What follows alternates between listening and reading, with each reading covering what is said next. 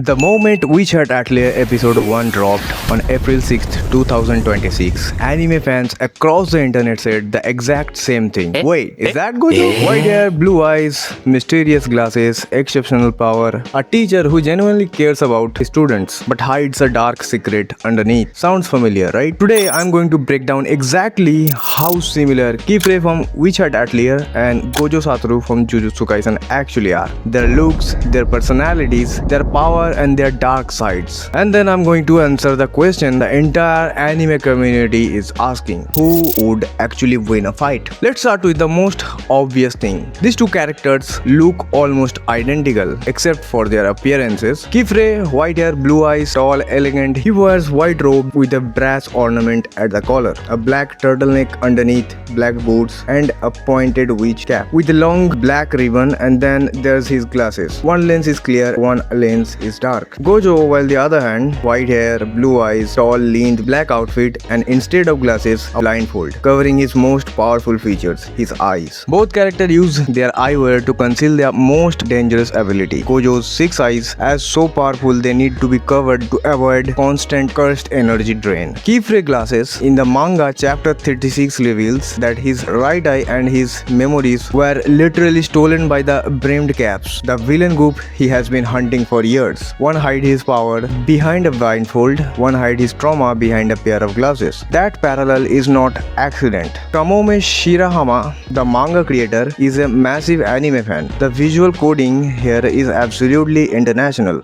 On the surface, same character, warm, confident, exceptional at what they do, a mentor who takes a young, unconventional student under their wing and sees something in them nobody else does. Gojo takes on Itadori, a boy who should be executed, and bets everything on his potential. Qifrey takes on Coco, a girl with zero magical ability, and mentors her despite every reason not to. Both of them are the most capable person in any room they walk into. But here where they split completely. Gojo Satoru is openly arrogant. He knows he is the strongest. He says it constantly. His confidence is his identity. Qifrey is the opposite. His warmth and care feel genuine, but underneath that warmth is something darker. He mentored Coco not just because he saw her potential. He mentored her partly because she was a lead, a clue that could help him find brimmed caps who stole his eye and his memories. His kindness and his obsession exist in the same body, and the story never lets you forget that. Gojo is what he appears to be. Qifrey is not entirely what he appears to be, and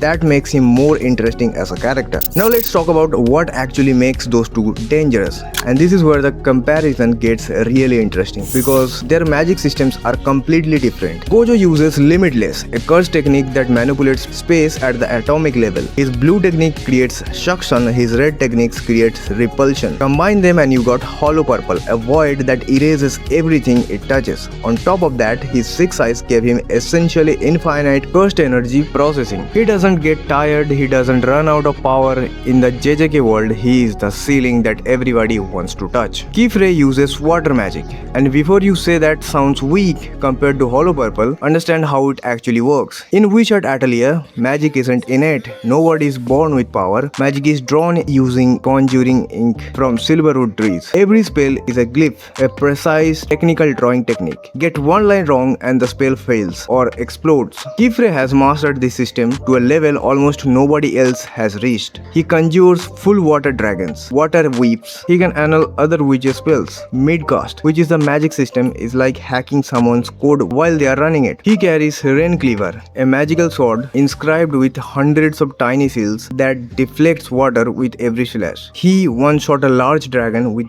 barely any effort. And here's the twist that makes Qifrey genuinely terrifying. He is scared of water. He mastered water magic especially to control his own fear. So who wins in a fight? Directly, Gojo wins. At his peak, Gojo operates at a destructive level that Qifrey's magic system cannot match. Hollow Purple erases space itself.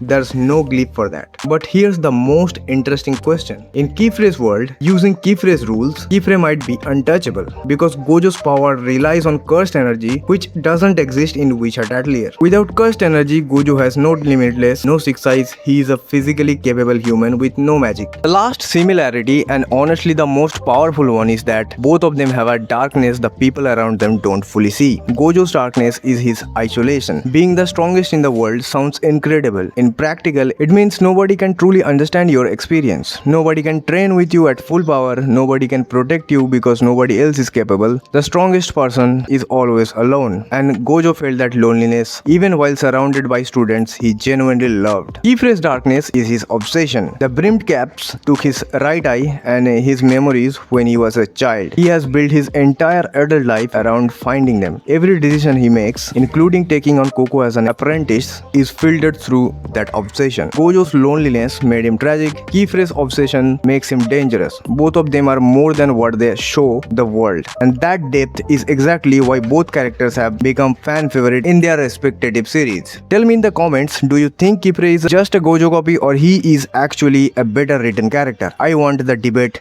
Drop it below. See you on the next one. Until then, goodbye.